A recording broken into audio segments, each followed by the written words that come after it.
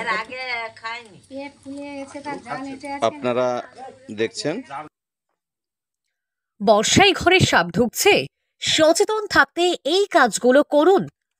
গ্রাম বাংলায় বর্ষাকাল শুরু হয়েছে। বর্ষাকালে গ্রামীণ বাংলায় সাপের উপদ্রব বেড়ে যায়। বর্ষাকালে গ্রাম বাংলার বিস্তীর্ণ এলাকা জলমগ্ন হয়ে পড়ে, যার ফলে বাড়ে সাপের উপদ্রব। সাপের কামড়ে মারা যায় সাধারণ মানুষ। শুধু রাস্তাঘাটে সাপ নয়, কেউটে থেকে কিংকোবরা বিভিন্ন বিষধর সাপ চলে আসছে বাড়ির আশেপাশে। এমনকি ঘরেও সাপ ঢুকে পড়ছে। সাপের কামড়ে মানুষ মারা যাচ্ছে। রাতে বিছানায় সাপের কামড়ে মৃত্যু হচ্ছে মানুষের। সাবধান থাকার উপায় জেনে নিন। সচেতন থাকবে, বাড়িতেও সাপ দেখা যায়। দেখুন, প্রথমত হচ্ছে সাপ বাস্তুচ্যুত হয়ে গেছে। আপনারা জানেন আমফান নিয়াস হয়ে গেছে আমাদের জেলাতে, বিশেষ করে আমার জেলায়, অন্য জায়গার কথা পরে বলছি। আমার জেলাতে আমফান নিয়াস হওয়ার ফলে যে বড় বড় গাছগুলোর মধ্যে ওদের বাসা করে থাকতো, সেই গাছগুলো উড়ে নষ্ট হয়ে গেছে, বাস্তুচ্যুত হয়েছে। এক দ্বিতীয় হচ্ছে খাদ্যের অনটন, ওরা খাদ্য পাচ্ছে না বলে লোকালয়ে চলে আসে। লোকালয়ে যখন আসছে, বিশ্বজুড়ে ক্রমাগত কেউটে থেকে নানান ধরনের বিষধর সাপের সংখ্যা কমছে, কিন্তু ভারতবর্ষে বর্ষাকালে সাপের উপদ্রব লক্ষ্য করা যায়। পশ্চিমবঙ্গের ভূ প্রকৃতিগত কারণে 15টি বিষধর প্রজাতির সাপ লক্ষ্য করা যায়। এর মধ্যে রয়েছে 4টি সর্বোচ্চ বিষধর সাপ।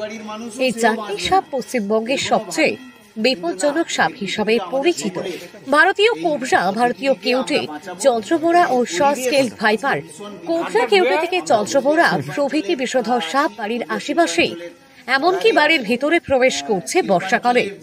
সম্প্রতি পূর্ব মেদিনীপুর জেলায় বিছানায় সাপের কামড়ে মৃত্যু হয়েছে এক নাবালিকার।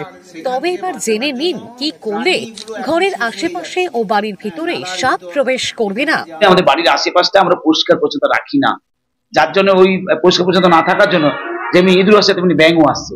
আর তার সঙ্গে সঙ্গে মেটালি সাপ, অন্যান্য সাপগুলো আসছে, যে সাপগুলোকে ওরা খেয়ে ফেলে, বা মেটালি সাপ বা হচ্ছে যে আমরা ব্যাঙ ওরা খায়। সাপ খেতে এসে আমাদের লোকালে বয়স করছে, কারণ মূলত বাস্তুচ্যুতের জন্য। কিন্তু এই সাপের হাত থেকে বাঁচতে গেলে আপনারা কি করবেন? এই বর্ষাকাল চলছে, বড় বড় ঝড়ে বিভিন্ন বড় বড় গাছ ভেঙে পড়ায় বাস্তুহারা হয়েছে সাপেরা। এর পাশাপাশি কংক্রিটের জঙ্গলে হারিয়ে গিয়েছে মাটির গর্ত। সব মিলিয়ে বাস্তুহারা সাপেরা লোকালয়ে চলে আসছে বর্ষাকালে। কারণ খাল, বিল, জলাশয় জলে পরিপূর্ণ হওয়ায় সাপেদের বাসস্থানের সংকট হয়। তাই লোকালয়ের চারপাশে বর্ষাকালে সাপ লক্ষ্য করা যায়।